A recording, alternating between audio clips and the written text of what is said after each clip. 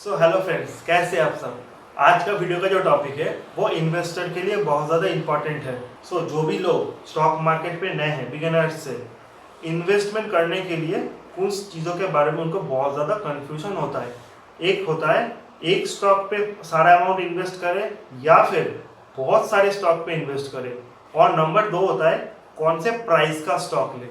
हमेशा लोग ये गलती कर देते हैं कि पेनी स्टॉक चूज करते हैं। पेनी स्टॉक यानी जो 10 रुपए के नीचे है या फिर 10 रुपए के आसपास होते हैं, जिन स्टॉक का प्राइस बहुत कम होता है, और वो जो स्टॉक का प्राइस बहुत ज़्यादा होता है इस सोच से कि वो इन फ्यूचर कम ग्रोथ करेंगे, उनका प्राइस कम बढ़ेगा, उन स्टॉक को अवॉइड कर देते हैं, जो कि एक बहुत बड़ी गलती है। तो पहले जान लेते हैं एक स्टॉक पे इन्वेस्ट करिए बहुत सारे स्टॉक में। देखिए दोस्तों, कभी भी एक स्टॉक पे सारा अमाउंट इन्वेस्ट करना एक फायदेमंद ट्रेड नहीं होता, क्योंकि या तो एक stock in future multi bagger बना है यानी आपको बहुत ज़्यादा रिटर्न देगा, या फिर वो स्टॉक गिर भी सकता है, बहुत नीचे की तरफ भी आ सकता है। स्टॉक मार्केट और कंपनी का परफॉर्मेंस इतने गारंटी के साथ कोई भी प्रेडिक्ट नहीं कर सकती, ये सारी चीज़ें अनप्रेडिक्टेबल होता है। तो अगर आप एक नए इन्वेस्टर हो, आपका जो इन्वेस्ट किया हुआ अमाउंट वो 5,000 या 5 लाख या 5 करोड़, इट डजेंट मैटर। आपको कंपनी के परफॉर्मेंस को पहले चूज करना पड़ेगा। अगर आप कितना भी अमाउंट इन्वेस्ट करना चाहते हो, कभी भी एक स्टॉक में इन्वेस्ट मत करना। आपको एटलीस्ट 5 स्टॉक तो चुनना ही पड़ेगा। अगर आपके पास 10 स्टॉक हो वो बहुत ही अच्छा है, लेकिन एक नया रिटेल इन्वेस्टर के पास उतना नॉलेज नहीं होता कि एक साथ 10 या 5 कंपनी का डिटेल्स एनालिसिस करे। इसीलिए कंपनी का डिटेल्स एनालिसिस करना बहुत ही इंपॉर्टेंट होता है। इसके ऊपर भी मैंने एक वीडियो बनाया, आई बटन पे मैंने लिंक दिया है, वहाँ पे जाकर आप चेक कर लो, how to find the best stock for investment. Investment के लिए आप अपने लिए एक बढ़िया स्टॉक का चुनाव कैसे कर सकते हो। तो इस वीडियो में डिस्कशन तो इसके बारे में मैं नहीं करूँगा। इस वीडियो में मैं सिर्फ यही बताऊँगा कि हमेशा ही 5 से 10 स्टॉक का चुनाव कीजिए। देखिए, स्टॉक या म्यूचुअल फंड, जो भी बहुत बड़े बड़े फॉरेन ट्रेडर्स या इन्वेस्टर होते हैं, वो 10 से लेकर 12 स्टॉक का चुनाव करते हैं या फिर 10 से 12 स्टॉक का चयन करते हैं। फिर at the end of every financial year वो जज करते हैं तो आउट ऑफ 10 या 12 स्टॉक में किन 2-3 स्टॉक का परफॉर्मेंस खराब है। जिन स्टॉक का परफॉर्मेंस खराब है वो अपने पोर्टफोलियो से निकाल देते हैं और उनकी जगह नए स्टॉक का ऐड करते हैं। हालांकि वो लॉस में होते हैं, लेकिन इट डजेंट मैटर, वो उन स्टॉक की जगह नए स्टॉक को ऐड करते हैं जो इन फ्यूचर अच्छा परफॉर्म करने वाले हैं, जो इन फ्यूचर अच्छा परफॉर्म करेगा। बहुत सारे पैरामीटर्स को जज करने के बाद ही वो इस डिसीजन पे आते हैं। तो किसी भी म्यूचुअल फंड या स्टॉक में इन्वेस्ट करने का ये बहुत ही इंपॉर्टेंट वे होता है। लेकिन अगर आप एक नए इन्वेस्टर हो तो 10 या 12 स्टॉक का चयन करने के बाद उसमें इन्वेस्ट करना उतना आसान नहीं होगा। तो मिनिमम 3 से 5 स्टॉक में इन्वेस्ट कीजिए, मार्केट पे आइए, अपने इन्वेस्टमेंट एडवाइजर का ओपिनियन लीजिए।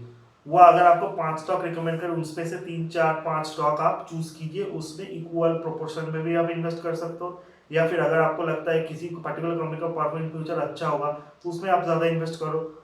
दो और कंपनी में आप as a safe side invest करो। अगर वो कंपनी से आपको उतना रिटर्न नहीं मिलता, अगर वो कंपनी नेगेटिव रिटर्न देता है, तो ये दो कंपनी उसका भरपाई कर देगा। At the end of the month आपको कोई लॉस नहीं होगा।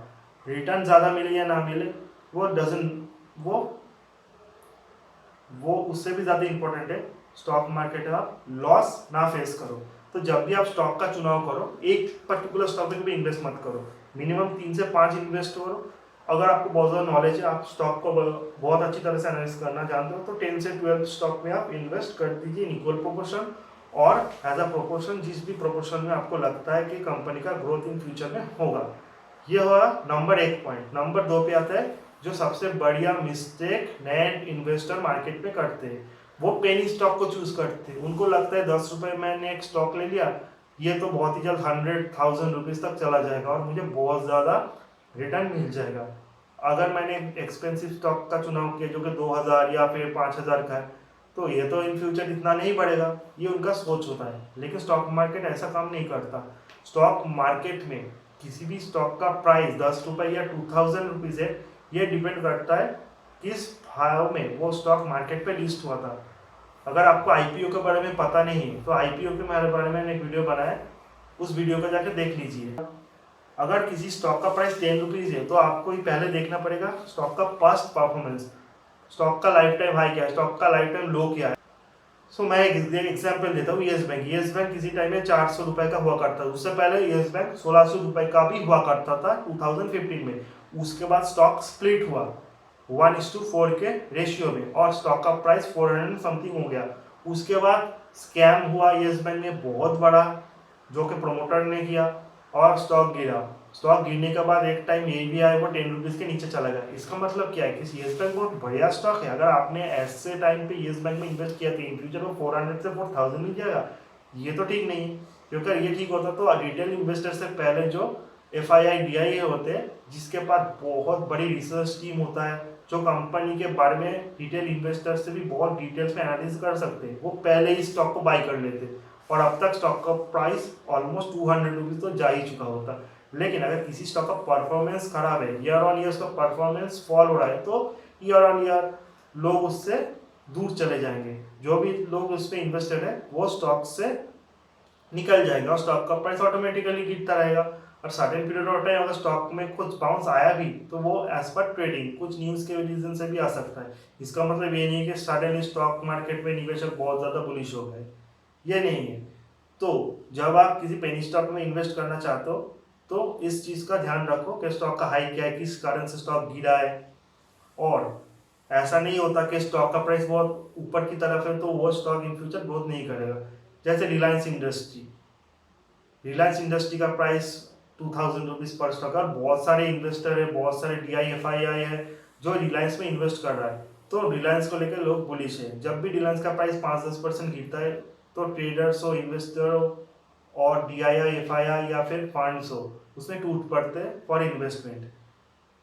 तो ये सारे जो स्टॉक है, इसके साथ साथ TCS हो गया। TCS का स्टॉक अभी बहुत लाइफ हाई, TCS का प्राइस में भी लाइफ हाई पे चल रहा है। इसका रीज़न है TCS का परफॉर्मेंस। अगर TCS का परफॉर्मेंस अच्छा नहीं होता तो TCS भी गिर जाता है। लेकिन TCS पहले भी 2000 का स्टॉक था, उसके बाद उसमें करेक्शन भी आया, अभी वो 2700 की तरफ भी जा चुका है। इसका मतलब ये है कि स्टॉक का परफॉर्मेंस अच्छा है। वहीं पे जो येस बैंक है वो अभी 12-13 रुपीज़ में अटका हुआ है।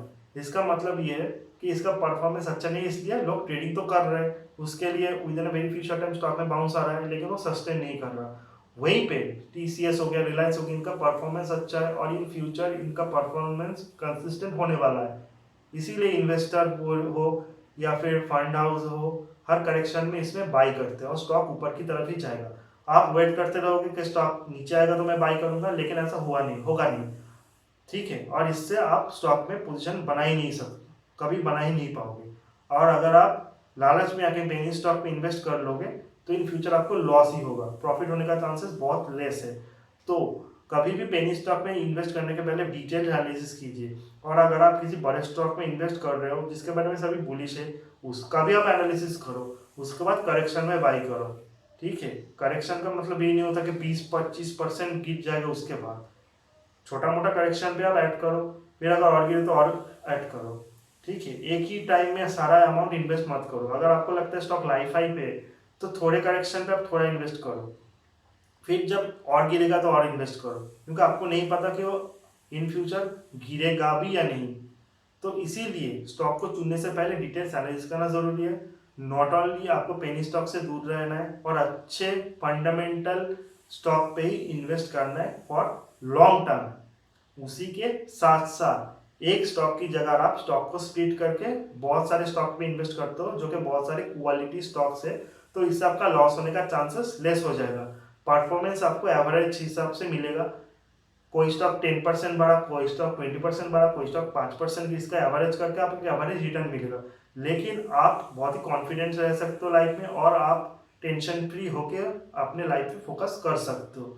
आज के वीडियो के लिए बस इतना ही, मिलते हैं अगले नेक्स्ट वीडियो में। अगर वीडियो अच्छा लगे तो वीडियो को शेयर कीजिए, लाइक कीजिए और कमेंट में मुझे ज़रूर कमेंट कीजिए। सो मिलते हैं अगले नेक्स्ट वीडियो में, तब तक के लिए गुड बाय।